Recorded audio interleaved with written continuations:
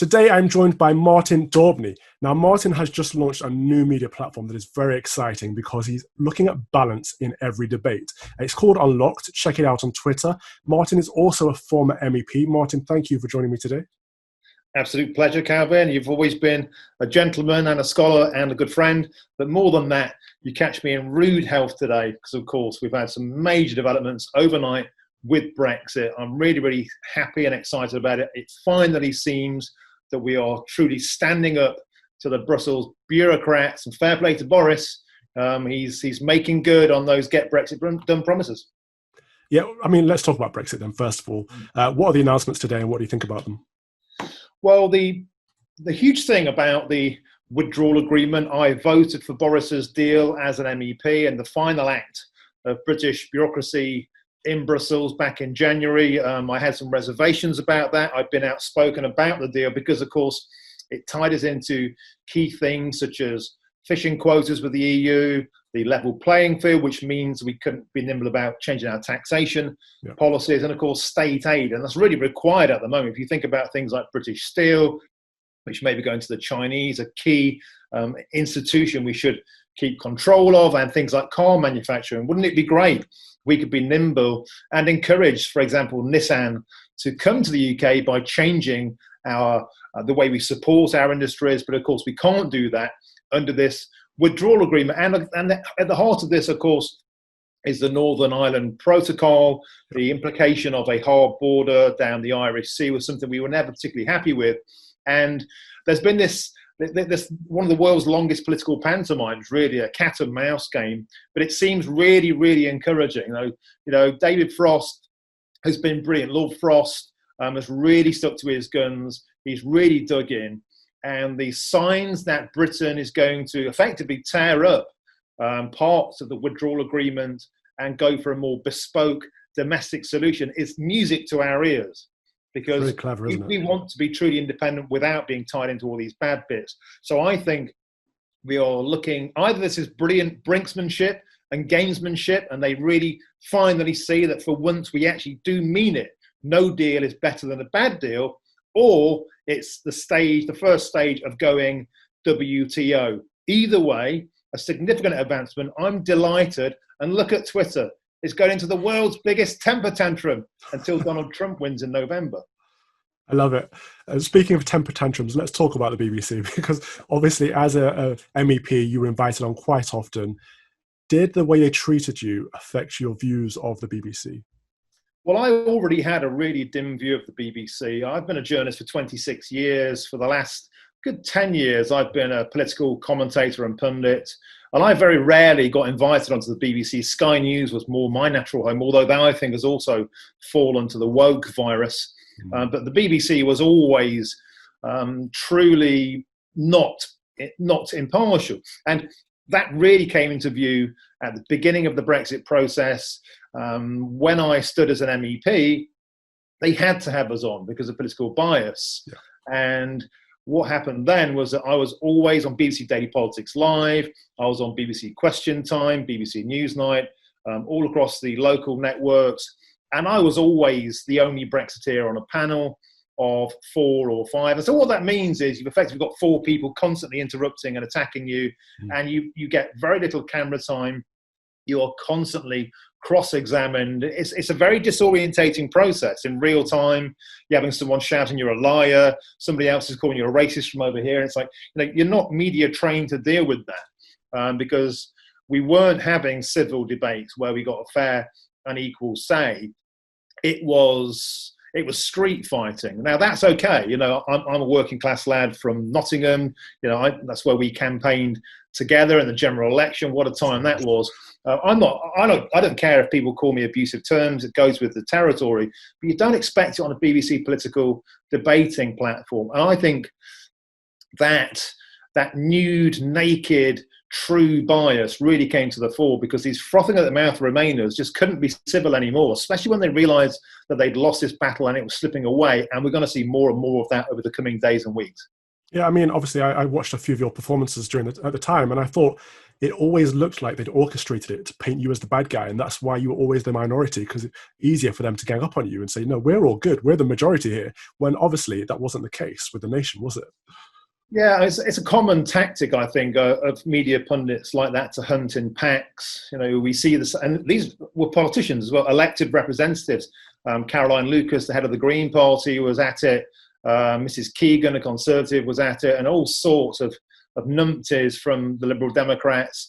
Layla Moran was. I mean, the thing I realised, Calvin, and you probably understand this, is that the closer you get to politicians, the less you fear them. Because I just think there are a lot of people out there.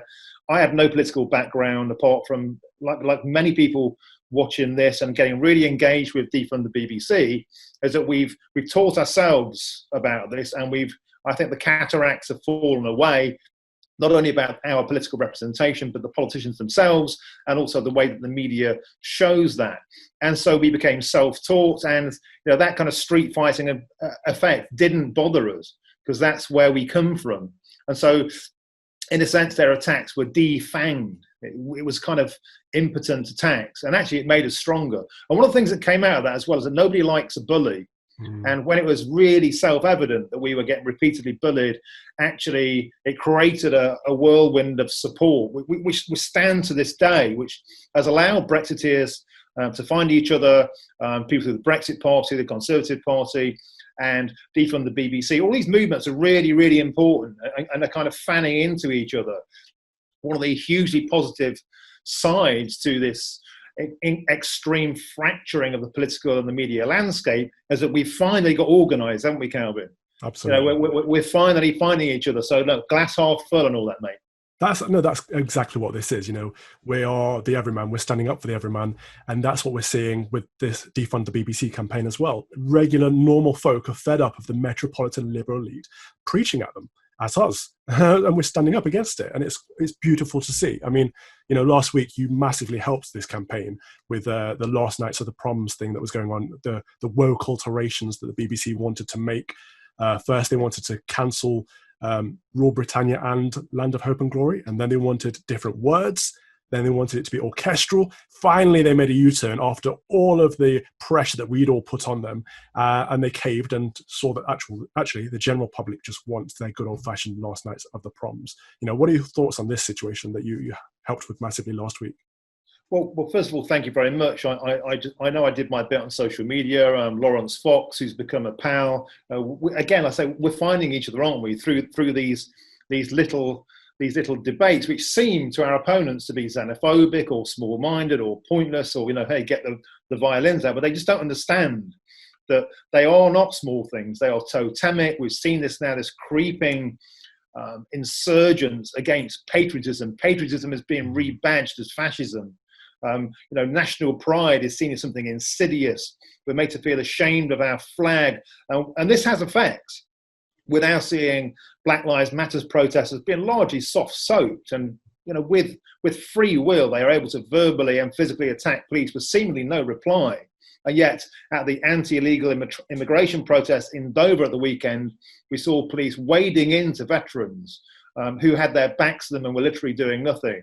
And I think we're at a defining moment where sovereignty and national pride, Brexit is a political manifestation, an obvious concept.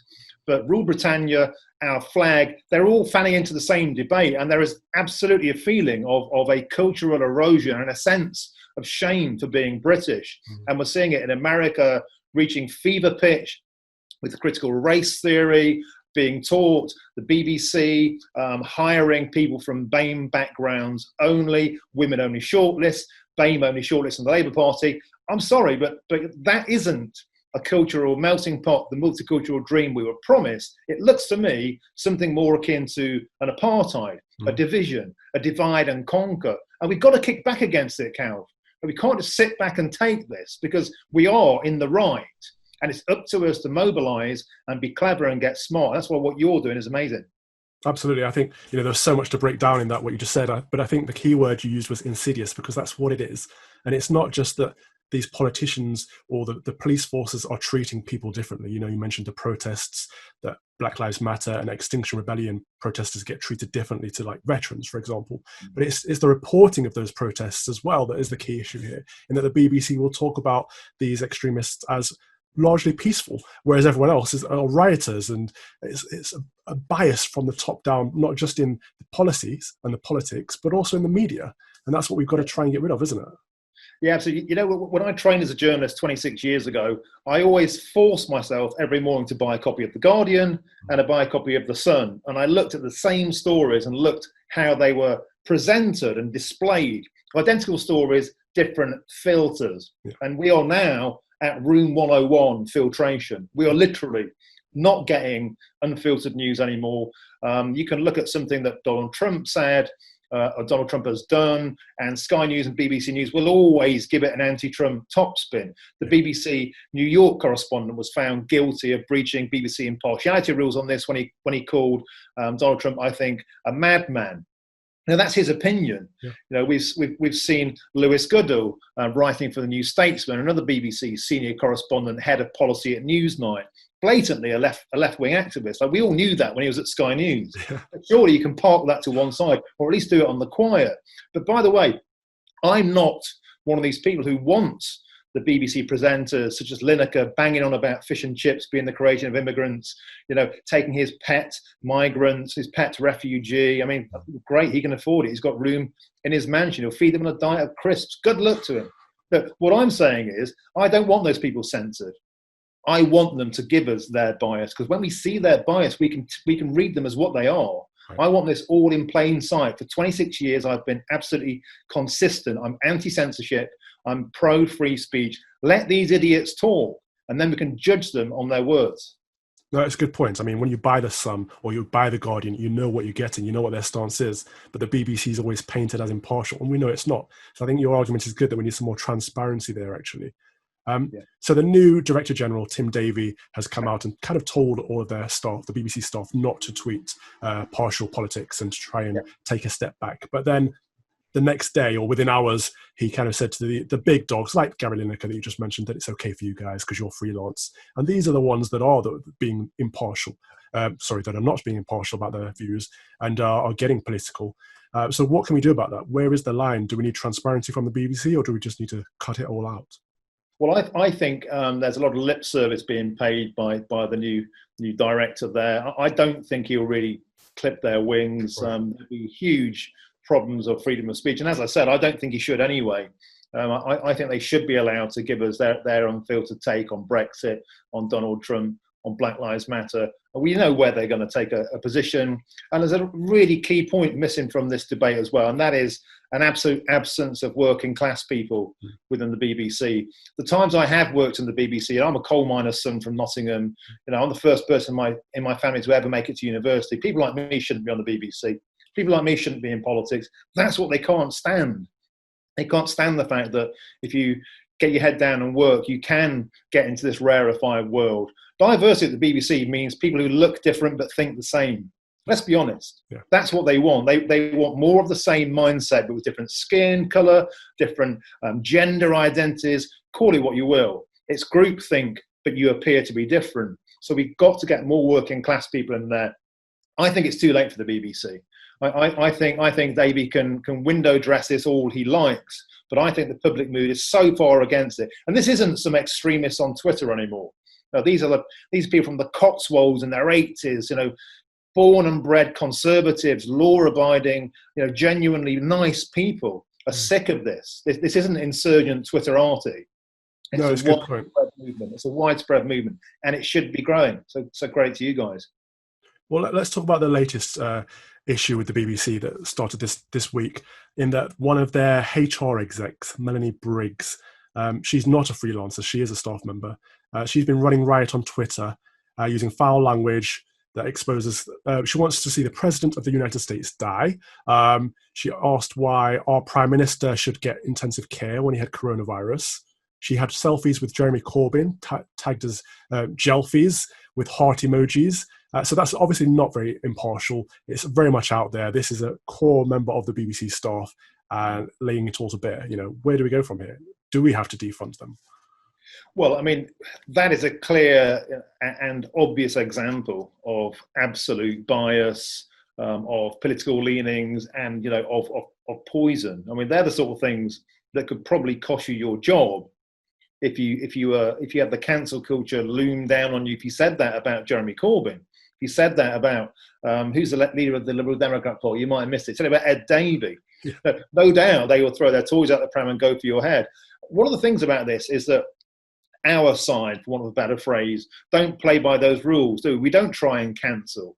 We don't try and destroy. We try and shine a light on it. And I wonder if that's ceasing to be effective, because I know you and I exchanged tweets over the weekend that Douglas Murray is saying that we need to keep talking about it, but we've talked about it for a long time and it doesn't seem to be changing. In fact, it seems to be getting worse. Yeah. So I don't approve of direct action such as the idiots blockading the free press at Extinction Rebellion. That's just corrosive and it damages their cause. But I do think the BBC should be completely changed in terms of its funding model. It won't be something that's new that's been said on Defund the BBC. But yeah, let's go to, if you want it, pay for it. There's been talks about a tiered system, so it's free for the basic stuff, and then you pay more for premium. Well, what is BBC premium content? I don't watch TV news anymore. I mean, I get my news from Twitter. I look at the BBC Twitter feed. I look at the Sky app. But I take my news from all over the place. I've completely recalibrated and reprogrammed how I take my news. And I follow people I don't agree with. I follow Corbyn. I follow Owen Jones. I follow Dawn Butler, because we need to see what these idiots are saying. Yep. We need to understand and deal and tackle and take down their bad ideas. We can't live in echo chambers, and we must take their side on. But I think the BBC is on a death rattle situation. I really do. I think it's on a death rattle. Yeah, I'm with you. I think, we've spoken about this enough. We've talked and it's not changing. We have to speak with our wallets, which is why I think people need to defund, need to cancel the direct debits, stop paying for this woke nonsense. I want to come all the way back around full circle and end on a Brexity question, because I saw you tweeted last night in the wake of the FT Brexit scoop, suggesting that the BBC Brussels correspondent was not exactly an impartial conveyor of news. Can you elaborate on that one for us? Yeah, I was just joyous because anytime Brexit goes on, I've got my Brexit Party MEP WhatsApp group. BBC all started lighting up like a fireworks show. I was like, here we go, what's happening now? And it was just a great moment.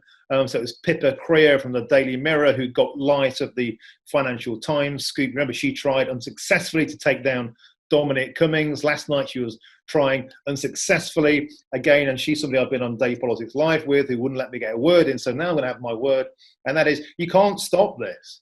And the BBC couldn't stop it.